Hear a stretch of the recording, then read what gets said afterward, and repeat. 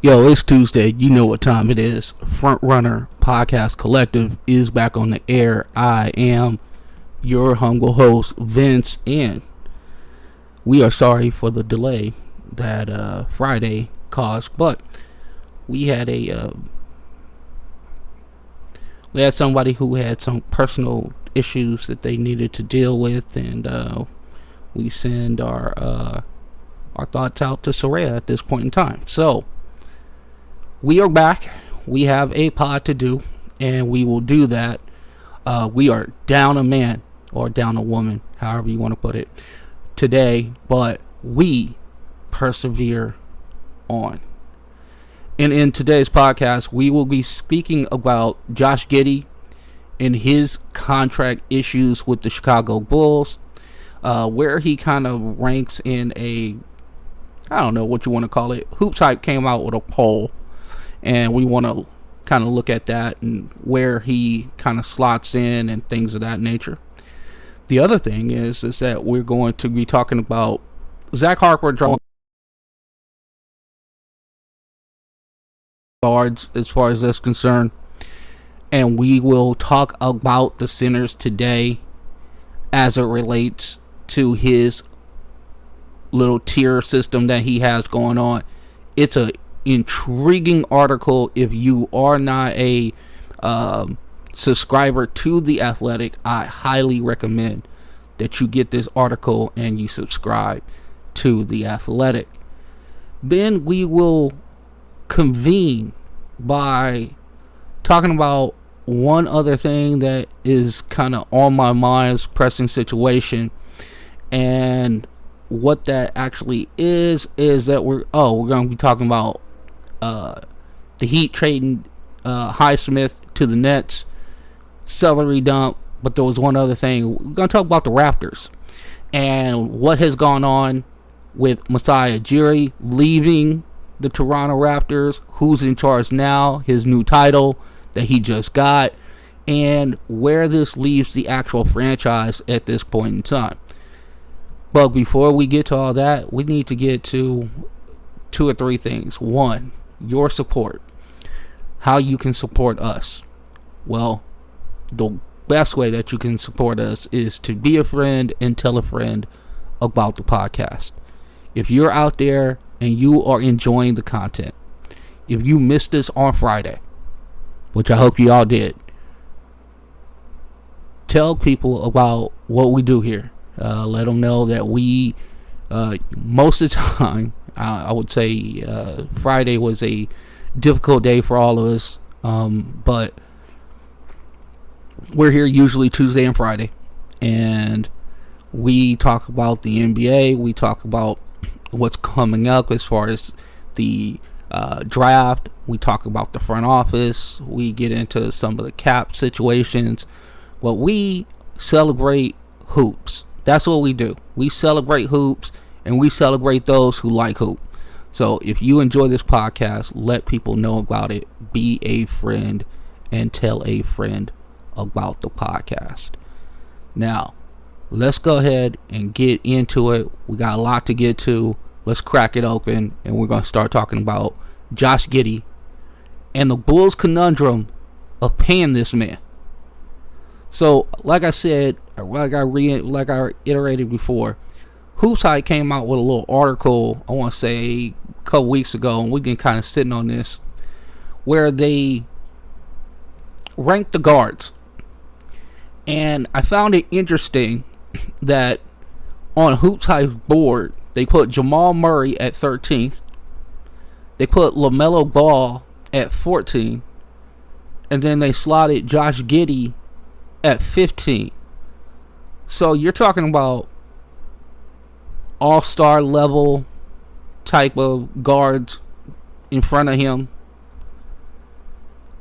Obviously, fantastic playoff performance in Jamal Murray. You know, what Jamal Murray has done in the playoffs has been remarkable since he's been in the league. Sometimes not so much in the regular season. I don't know if Jamal gets bored, whatever it is, but in the postseason, that dude is nails, and we love all the action that he causes in the playoffs. But then you have Giddy behind LaMelo Ball. And I thought it was apropos to basically talk about this in regards to his contract situation. It's kind of like if you move into a neighborhood, right?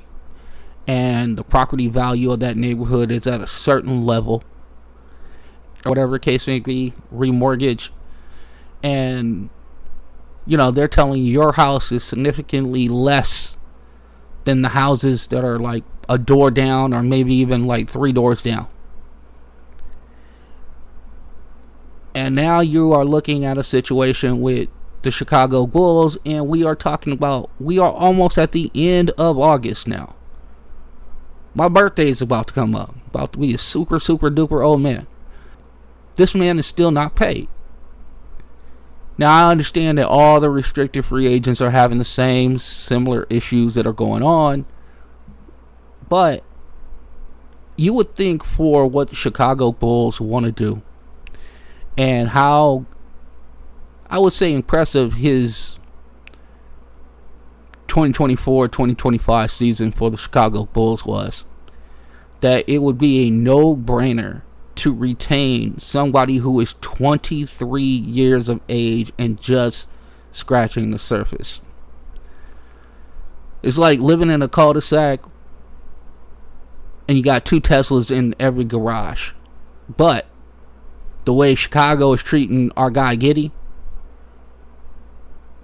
they treating him like basically like you ain't no Tesla, my guy.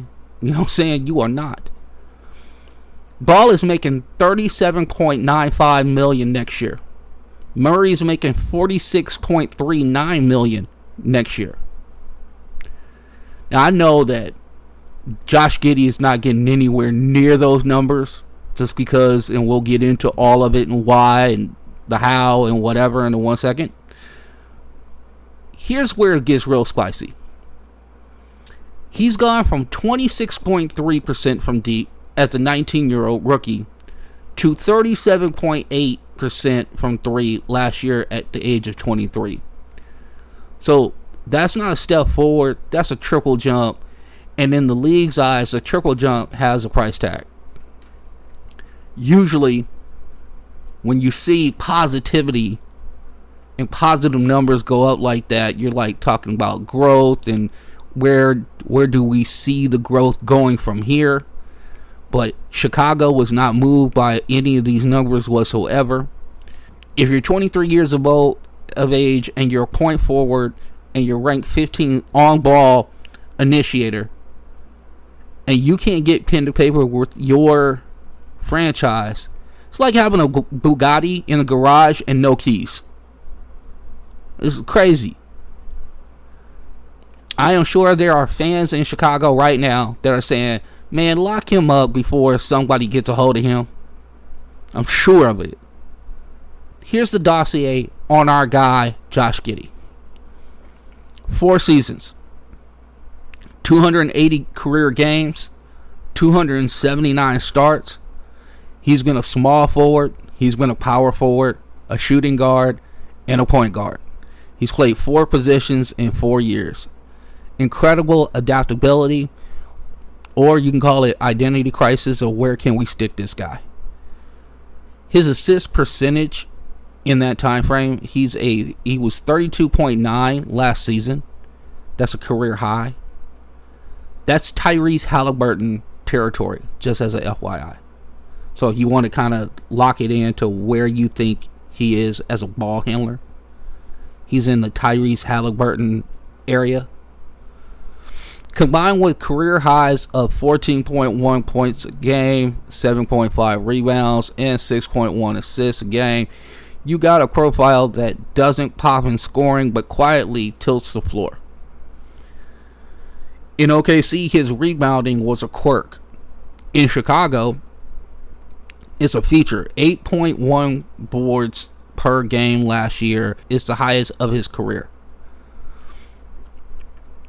So you got career numbers at 14.1 that don't jump off the page, 7.5 rebounds, which is incredible for a on-ball initiator.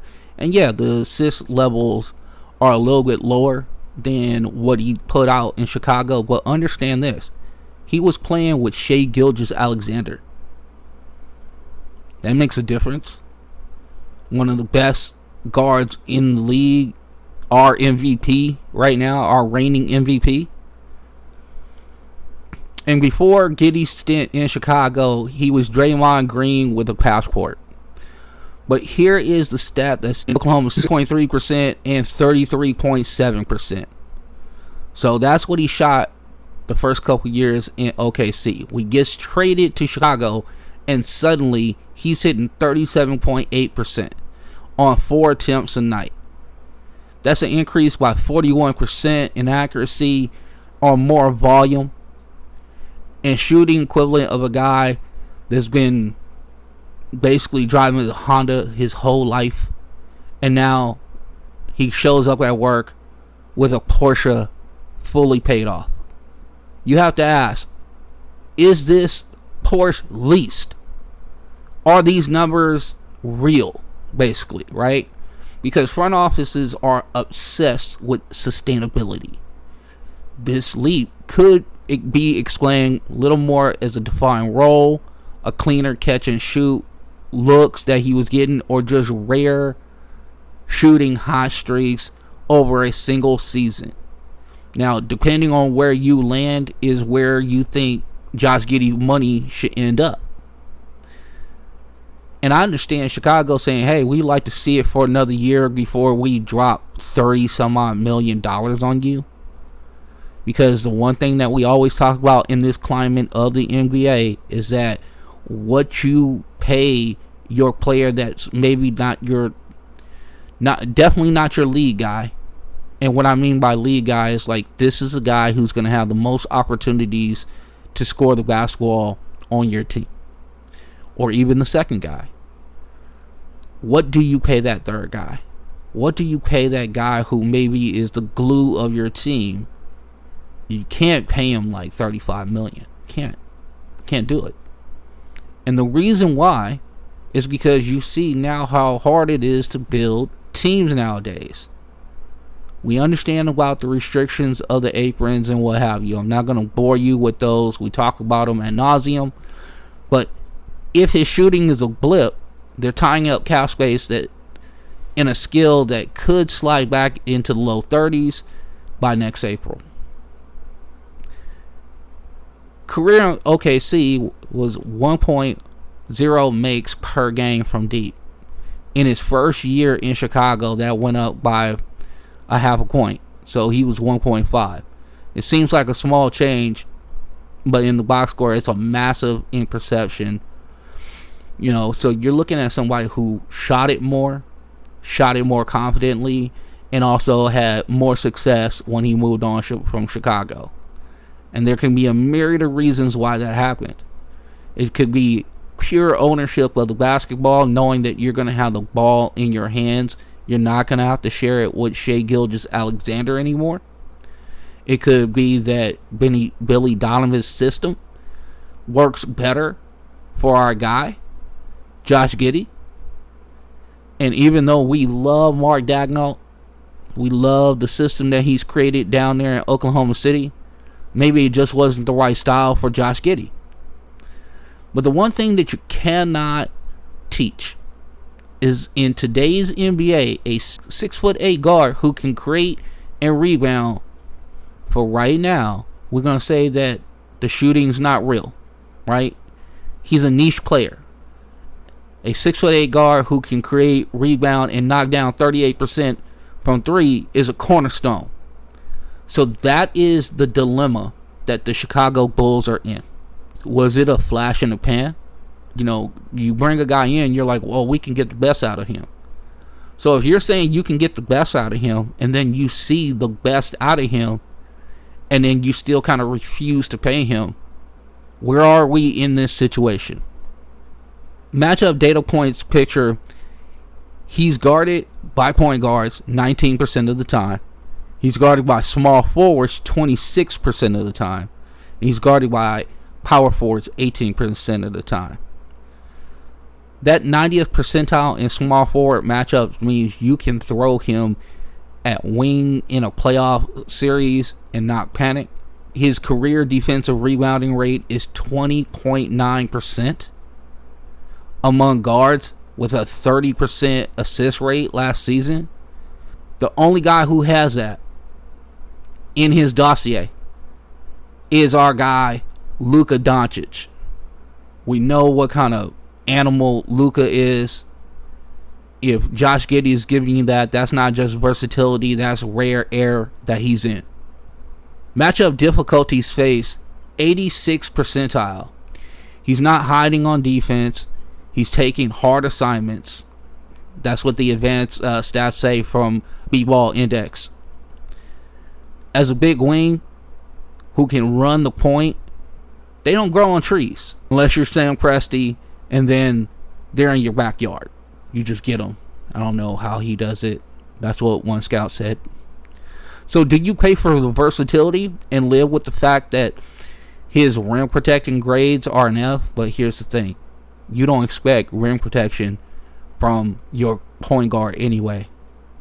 Even if he was 6'8" or whatever the case may be, you don't expect him to be that guy. Now, if you're putting him in situations where he is now the power forward or he's guarding the power forward, I can understand that. But I think what you have to look at Giddy is you have to look at him as a Swiss Army knife. What he can do is use his physicality to be more of a two-way player with a little bite. That's what he could be. So he can deter your guards and your wings and things of that nature while also giving you elite ability on the offensive end. This is where we turn to the stock ticker. Now, his rookie true shooting percentage, 0.478. Last year, it was 0.570. That's a huge leap over a 4-year period. That's like a startup doubling its revenue in one physical cycle. Bulls ownership has to ask, is this sustainable growth or is this a market bubble? It's not just shooting, it's his free throw rate. It jumped up also to 0.281 last season, which is nearly double his rookie mark. He has showed more aggression, more points, more reasons for his agent to be smiling. He thought that the payday was coming. And again, we talk about this all the time. We talk about second drafts. We talk about players needing just a change of scenery. And how many times have we heard coaches say, oh, if we had that guy, we could just get him into our system. We can make him better. And we can work with him to really carve out a niche. You did what you were supposed to do. You got him to that level. So now, where are we with the payment situation? Every day without a deal is another day where you are looking maybe at a trade. The one thing that you don't want is the thing that's going on in Golden State.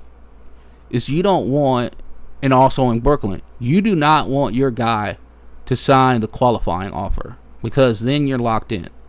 That means that there's a no trade clause. Yeah, he's getting minimally paid, so you're winning on that end. Well, on the back end, you know what you're losing. You're losing the player. The player's going to walk out the door. If you are willing to roll the dice and saying that his 3-point shooting barrage that he had last year was basically just an aberration, you could do that. Rim finishing for our guy, 57.6% at the cup last season. That's in the 23rd percentile for a player who creates a ton of rim attempts. That's leaving money and wins on the table. So you start to see where some of the cracks in Giddy's foundations are with some of these stats. Now, patience is cheaper than hope. If you commit big money now, you're capped out before. We don't have to worry about Patrick Williams' ceiling anymore, but we do have Monis Buzelis. We do have Kobe White to worry about. And if he's the guy who's making the real leap, and you're saying, hey, that's the guy that I would really want to go ahead and invest in, then come out and say that. Go ahead and make a trade and trade Giddy somewhere else. Now the bull case is this: is that passing creation volume is the 97th percentile. Creation quality is at 93rd percentile. It's 20.38. Best finisher in the league. He might not be the best rim protector in the league, but as far as creating opportunities for others, he's one of the best. If you're in Luka and LeBron tier, that's God mode, son. It's a rare commodity, and if you can't draft it, in Chicago, his win shares were per 48 were .121. That's a career high for him. It's his box plus minus went from negative 0.9 as a rookie to plus 3.0 last season. So you can see the growth. And also keep in mind, he went through some real struggles in Oklahoma City. There were some allegations that actually seemed to have been debunked. Analytics will say, pay the connector before you lose the team. Also, especially after you just traded Lonzo Ball to Cleveland. If you believe in the three-point shoot, I would say that you will be looking at something like 4 years, probably about $100 to $105 million. That's probably what you're looking at. If you don't believe in the three-point shooting, then you're probably looking at something 3 years plus a team option for the and about $88 million, somewhere in there. Leaves yourself with a little cushion. Leaves yourself with a little where his trade value is still there, because somebody might believe in the three-point shooting. They might really need the on-ball initiation that he can give you. You continue to delay this, you know what's going to happen. It's that qualifying offer. That is the boogeyman in the building, by the way. It's a qualifying offer. Because you know, once you've done that, you crossed over the Rubicon. If he signs a qualifying offer, it's not going to be a ton of money. You'd have to almost add something to the trade to get a player back that would be worthy of giving up Giddy. Oh, and by the way, he would have to waive his no trade. So you are in a rock and a hard place. So hit us up on Twitter at FrontRunnerPC. Let us know. Put in like Giddy decision and tell me what you think. This guy, $1 a year guy, is he a $25 million annual guy? Is he a $30 million? Let us know. It'd be great. Also, you can hit us up on our community page on YouTube. So FRPC Vince, or just kind of Google our guy Zach Harper. He out here being the ops right now, making friends in some markets, but making enemies in others. He dropped that top 40 list of centers. Somebody's mom is clipping this article right now and mailing it to her son or sending it via email. Why is our guy 17th? And why is your guy 9th? You know, a lot of people get into this. We did. We were enthralled. We commend Zach Harper for being bold, for putting this list together, and now he's doing it with the guards. So we love this. The penthouse is none other. He's got the HOA private chef probably doing DHOs on the balcony. Just keep him sharp, you know what I'm saying? Iron sharpens iron type of situation. Jokic cares about his horses, little about this list. He wouldn't care about this at all unless his name came up. You imagine this dude's confessional in a Big Brother's household type scenario? Call it Big Man House or whatever. I mean, it would be pure shrug energy. It's like, I'm here because I have to be here. Now please stop talking to me so I can FaceTime my stable of horses. And you believe him. Career out of making MVP level dominance look like a Sunday afternoon jog. No flex. Great passing vision. And he would make your favorite point guard blush. Jokic on-off splits last year were incredible. He was a positive 12.3 when he was on the court, net rating. And without him on the court, it was a negative 1.6. That is almost a 14-point turnaround. That's not a gap. That's a canyon. Now, you know the 26, 12, and 9 on 58% shooting. League leading offensive box plus more. The kicker is Denver's net rating with him on the floor. We just told you that. It was super crazy. That's architectural stability. Everyone else in the house is arguing about who's second best. And that's for sure, because Jokic is the best center in the league. And you're wondering if his horses are getting enough rest between races. That's what he's thinking about. His next triple-double, while you're in mid-sentence trying to like what you think you should be at on this level of food chain. Here's a nice little ditty for you on... Oh man, I said ditty. We can't say that anymore, huh? Damn. Here's a fun fact for you then. Jokic averaged more assists per 100 possessions than Jamal Murray. The center was the point guard and was used as all get out. Who was number 2? Who was in this second tier? In his tier 2, he had Victor Wembanyama, Joel Embiid, questionable, and Anthony Davis. 3 elite talents. 1 shared kitchen. Imagine the breath extension between these 3 guys. 1 guy measuring his wingspan in the corner, and 1 guy telling you, I'm actually not supposed to be cooking in here. 2 fantastic years.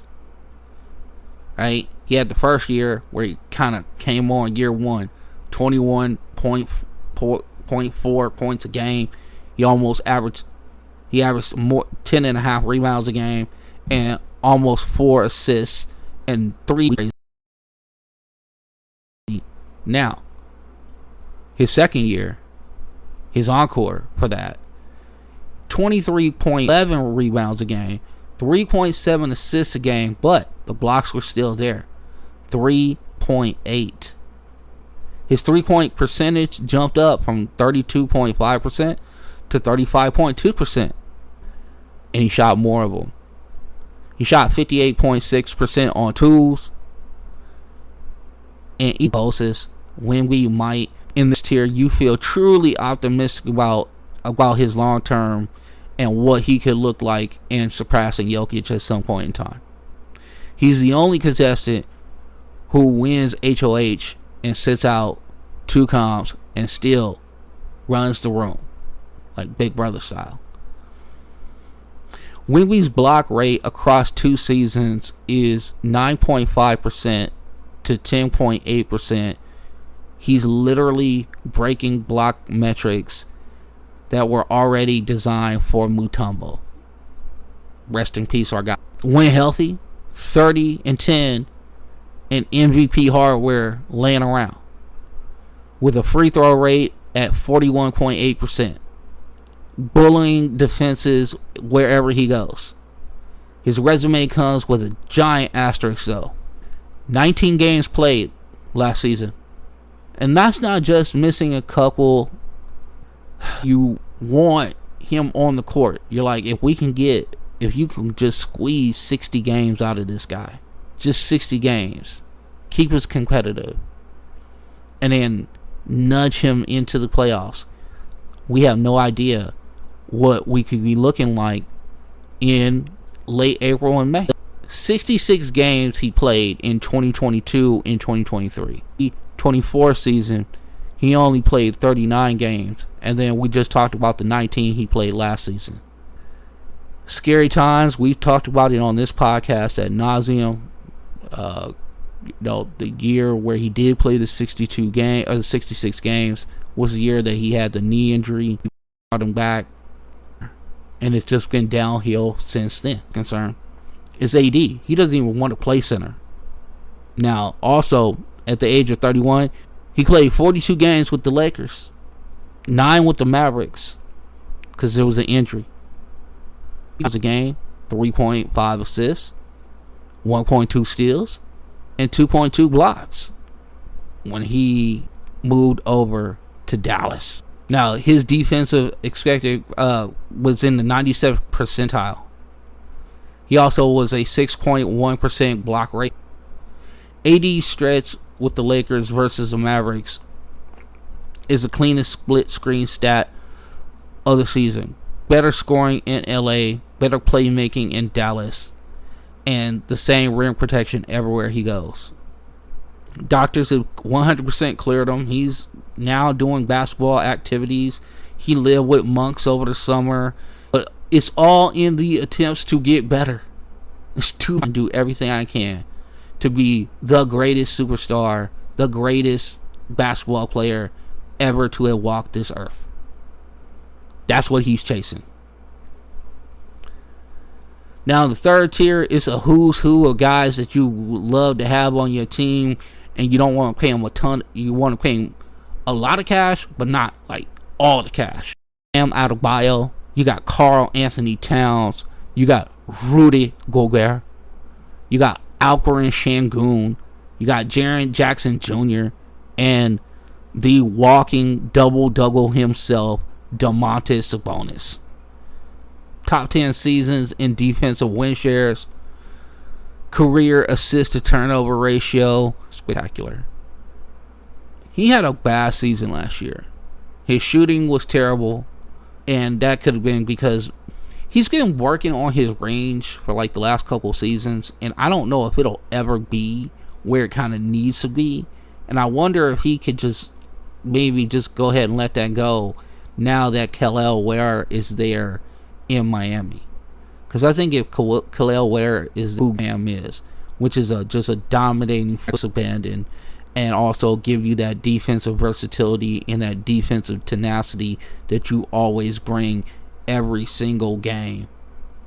So if Bam is doing that, and then Kel'el Ware can handle, if he can hit league average 3-point shooting on like decent volume, I'm not talking about taking like 8 per game. I'm talking about taking 4.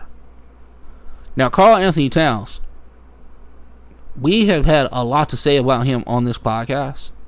He rehabbed his image, no doubt, until the Knicks ran into the Pacers and those walls closed in again. There's going to be some weirdness. There's going to be some fouls that are questionable. There's going to be some times where you go, why aren't you rebounding? Karl Anthony Towns shows up again. Cat's playoff usage drop, and what he was able to give the Knicks this last year, Tom Thibodeau didn't want to use any bench whatsoever.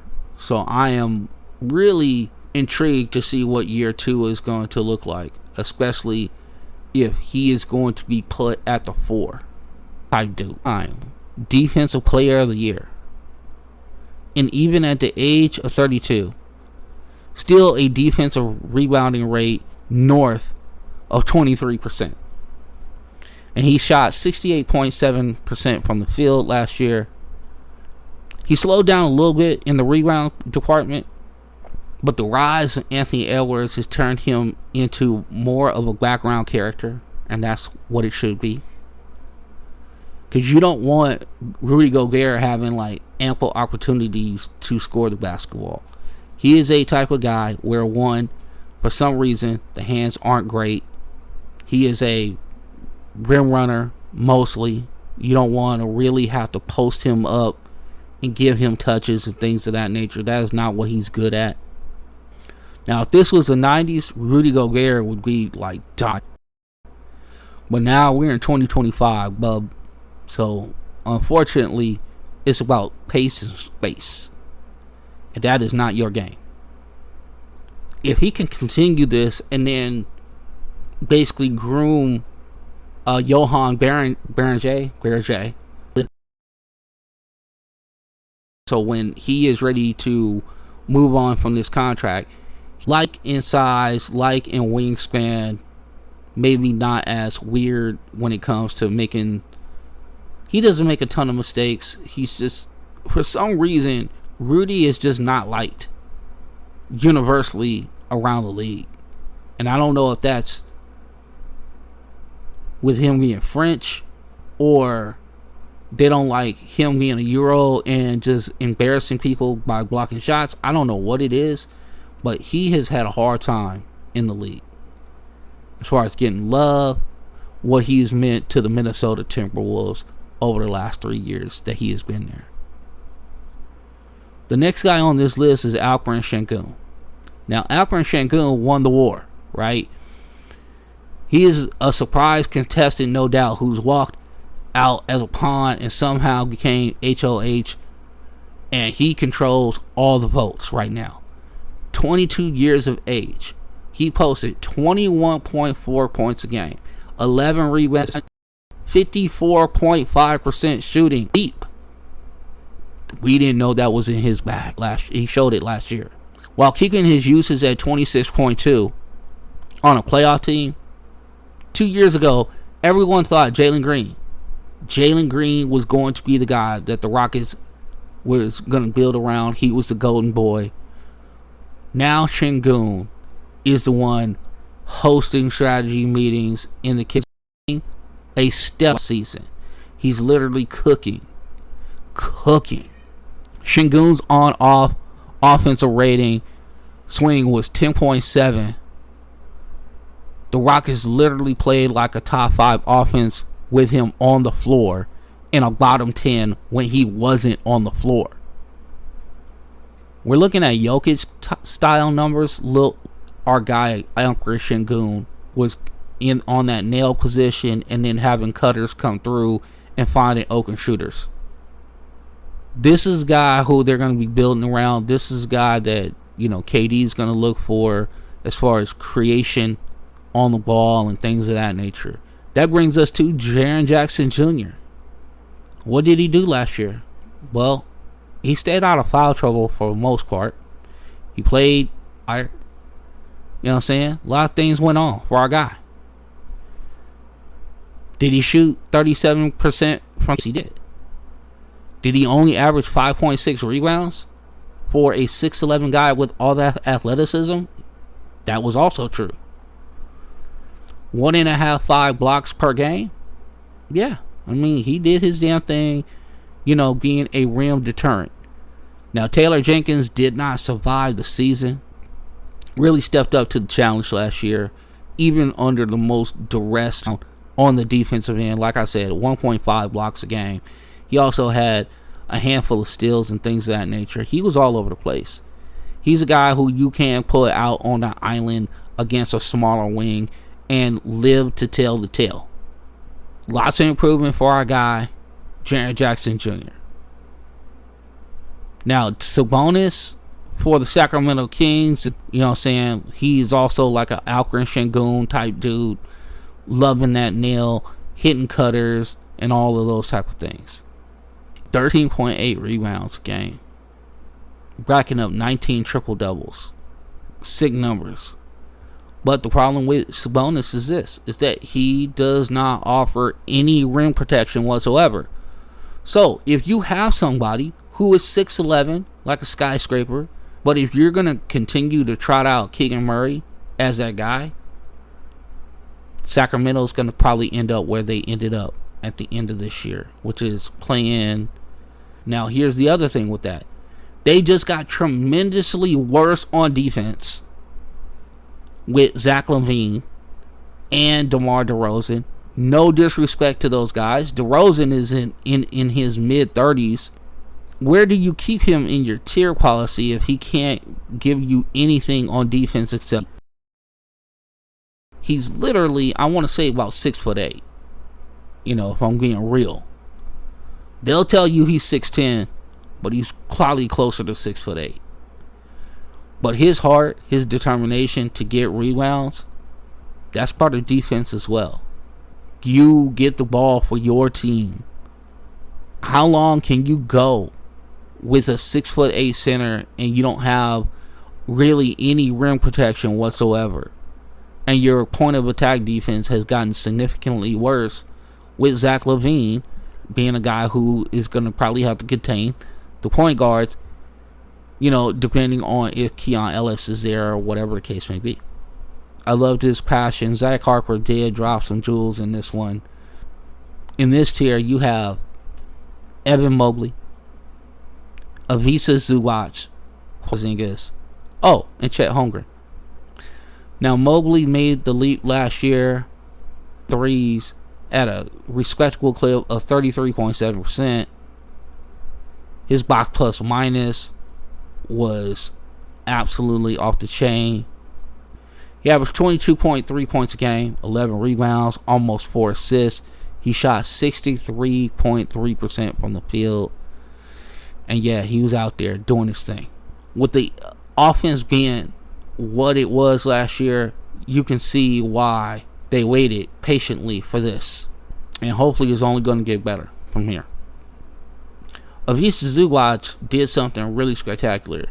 He didn't reinvent himself, but what he did is spammed himself. Zubac was supposed to be a role guy. Set screens, rebounds, and they thought PG was going to be. So who was going to take some of that scoring punch? Well, we saw Norman Powell do it, but the other person who did it was Avisa Zubac. This dude almost averaged like 12 boards a game. He shot 64% from the field, and you knew the range was never going to be more than 3 or 4 feet away from the basket. But he still dominated. He still did his thing. He had a defensive rebounding rate over 30%. He made all defensive second team. Now, Zubac played in 80 games.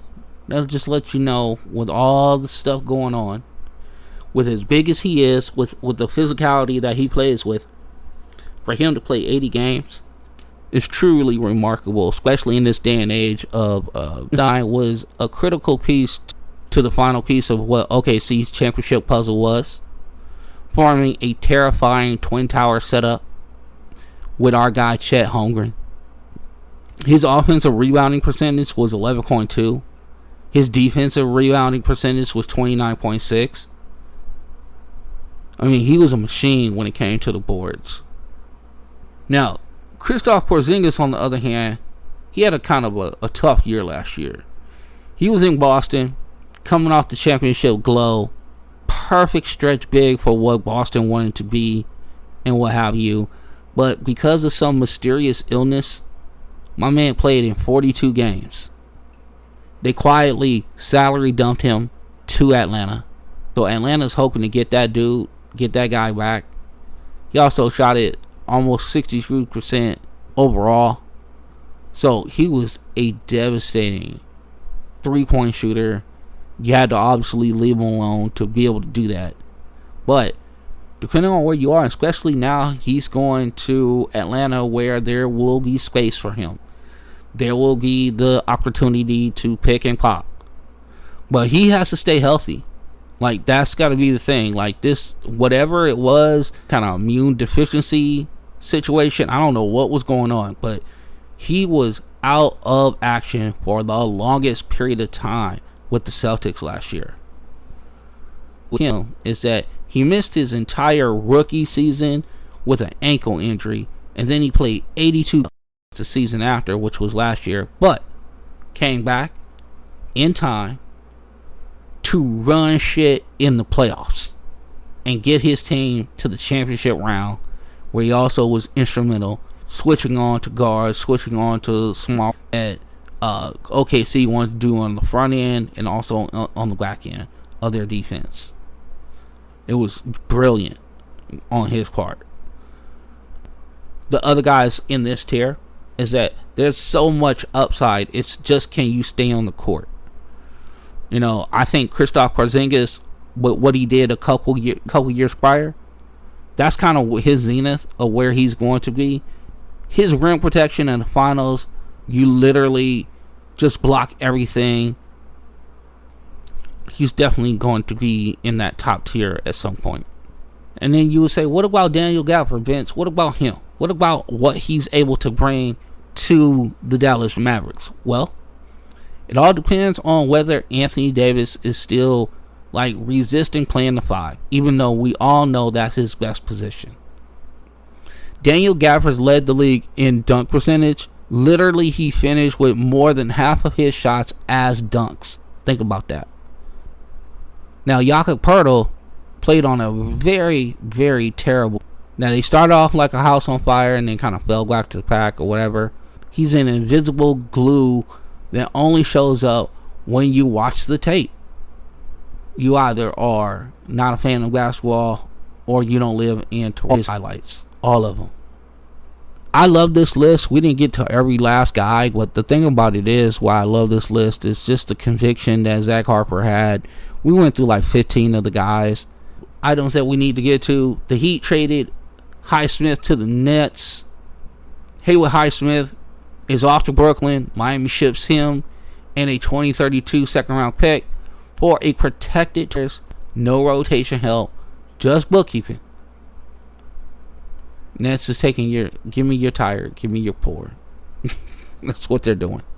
They're the only team that has any money left. So if you have like, little mid-level exception contracts or whatever, go talk to Brooklyn because they can take that on. Let's keep it plain. Miami got cheaper by trading Highsmith. They slide about $4 million under the apron, and they pocket 5.6 in trade exception. Barry Jackson nailed it. If this was the first time in a decade where Miami's willingness to weaken their roster, it didn't soften the blow at all. You lost 2 stars last year in all the upheaval of Jimmy Butler and who. Now his 2023-2024 versus his 24-25 splits tell the story. He went from 20.7 minutes to 24.6. He bumped his threes from 3.1 attempts per game. Now for Brooklyn, it's classic cut. $22 million below the floor. They had to do something. So they scooped up Highsmith, 8 the expiring 5.6, and tacked on another second round pick to their growing war chest. Remember, the Nets are already added 2 firsts this summer. And this wasn't even about Highsmith as your starting 4. This is about and basically keeping the cover for whatever trade is going to come next for them. Because if you don't think they're looking at a trade, you don't think Sean Marks is out there trying to scour the universe to get a star to Brooklyn situation with Durant, Kyrie, and James Harden. Hopefully you did. Hopefully you're not trying to do the exact same thing as you did. The last thing that I want to get into is the Raptors situation. And they had a clueless offseason. Raptors fans, let's call it what it was this last season. 30-52. Whoo. Faceplant. No playoffs. No playing. Just vibes. And now Toronto is running the season with straight out of clueless Ingram, Quickly, RJ Barrett, Jakob Poeltl. When you look in actuality together, it's like, as if Bobby Webster has just become the new president of player personnel. Masai Ujiri has been fired. Obviously that happened over the summer. That was a couple months ago. But they just gave our guy Bobby Webster the title. It just brought in like Brandon Ingram. But he didn't really do anything. Toronto's 30 wins to relevance seems like a long shot. This is Cher's Closet's moments. Everything looks fabulous when you scroll, but half of these fits don't match when you wear them. So with Ujiri being fired, let's be real. He was the culture shaper.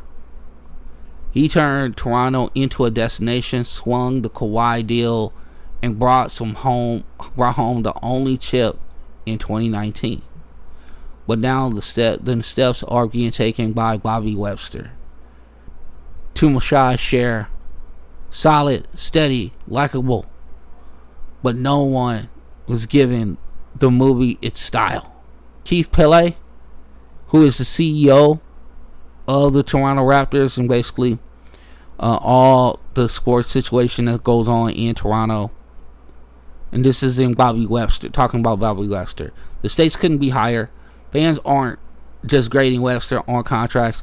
They're grading him on this franchise has peaked in 2019, and then they were just going to the depths of the sea at this point. When you talk about like their starting five, and you talk about Scotty Barnes making $38.6 million, and you got Ingram making $32.5 million, RJ Barrett making $27.7, and Jakob Poeltl making just a hair under $20 locked up in 5 guys, and you can't even touch the plan with that. And here's the kicker: Ingram, Quickly, and RJ all signed their deals under Masai. Now he's got to pay off all this debt. When Masai went on that spending spree, Bobby was stuck with the receipt. Continuity isn't free, it's expensive. Let us be clear, the Raptors offseason was mostly paperwork. Is Colin Murray-Boyles, who was number 9 overall pick. They signed Elijah Martin in round 2. They did a bunch of Exhibit 10 flyers on David Roddy, Olivier Sarr, Tyson Degenhart. They lost Chris Boucher to Boston. We will see what they can get out of Brandon Ingram, and he learned anything in his time off. Are you going to shoot more threes? You know, it looks like they are trying to run it back. I don't know why. Team was not that good. This wasn't a makeover. This was a touch-up. Drafted defense, extended the center, kept the GM, and that's it. No other news to report. So you're going to see a lineup with Scotty Barnes, Brandon Ingram, Quickly, RJ Barrett, and Poeltl. So we're going to zoom out on the Raptors. It's not just a team. It's the Maple Leaf Sports and Entertainment. It's the Crown Jewel of Canada. It's basketball's megaphone. And Webster said the job is a one of one. He's right. Toronto can sell itself as more than wins. But here's the thing. You don't get ratings. You don't.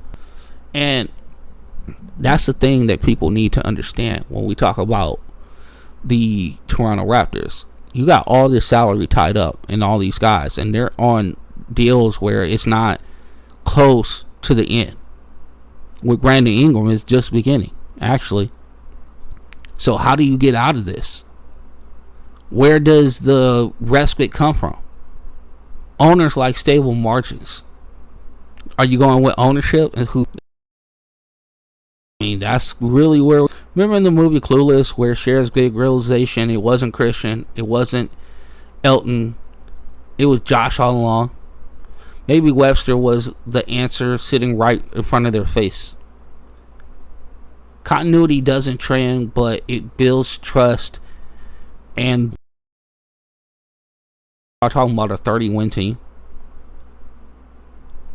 You know, you can tell fans all they want, like, you know, if you don't go out and get that guy who is going to come off your bench, and you were so worried to give up like first round capital and things of that nature, what do your fans say? You know, Masai went out and got Kawhi. Well, okay. Kawhi is different from 7th dude in your rotation. You got to be very shrewd at this present time. Webster fits the politics better, but the politics don't win games. Players do. So what is it going to be? Is it billed as a fresh start? If it's billed as a fresh start, what are you doing with the players that you have currently? How bad can you let this get? You just wonder. What the heck you're going to get out of Manuel Quickly that justifies that contract that he's getting? Maybe you can squint and see a 42 to 44 win team. Worst case is Ingram gets hurt again, which he does every single year. Barnes is stagnant. Quickly still looks overpaid. And RJ stays streaky as ever. And now you're back to a 30-win team. And some ugly talk radio. Just saying. And too bad to contend. It's the kill in February, one of Ingram, RJ, or Quickly is in trade rumors because this roster isn't balanced enough to stand pat. Somebody's going to be making the tough decisions, and we think that guy is Bobby Webster. Now, what he makes as far as these decisions are concerned is going to be the next step into whatever the next iteration of the Toronto Raptors. I mean, I don't know who would want to keep any get into some sort of like out of the first 20 games you're selling 15-5 or whatever. But I don't know if that's going to happen. I do not know if that's going to happen. So, here's the last piece of this thing, and then we can get up out of here. The Raptors' identity is at a crossroads. They have a lot of contracts that are the franchise is grand. And the Raptors, they play the Knicks, and they take on the Heat in December. So I wonder how tied they are to their start. Does that make any of their decisions any different? You just wonder. Because here's the thing that like people don't want to talk about. Whether Masai Ujiri was on the hot seat or there was some philosophical differences or whatever the case may be, just making no mistake about it. In 2019, he brought them a title. And now, you can say he rested on his laurels. You can say whatever the case may be. The one thing that you have to understand is that you got to be willing to make bold moves when they come along. You got to be realistic.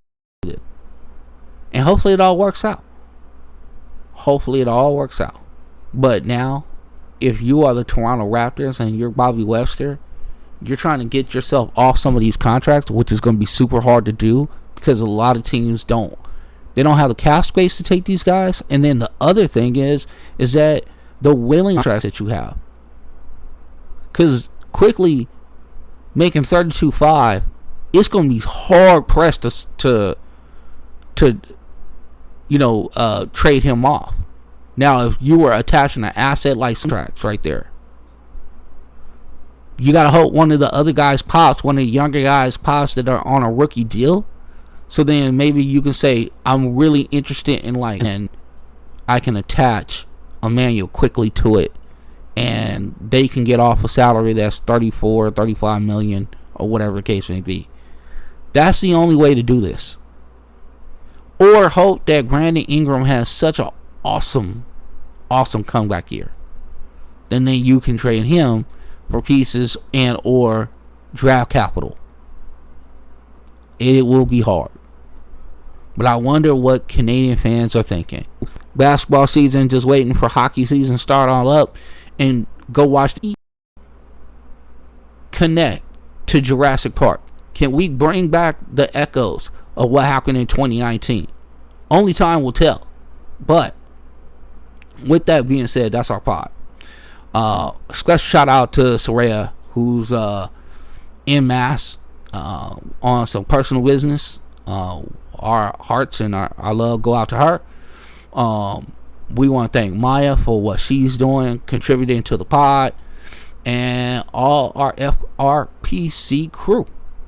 Now, also, if you have multiple FRPC Vince at gmail.com, hit us up there. Like if you want to lean in and do so. The other thing is that you want to make sure that you're being a friend, telling a friend about the podcast. Grow the podcast with us. You know what I'm saying? Also, make sure to download. Make sure to leave us some 5-star ratings. Make sure to leave us a couple comments, either on the Apple Pod or Spotify. We will read those.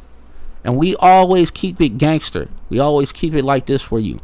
If somebody sends us a tweet or a follow-up on something that we talked about today, and it's good enough, guess what?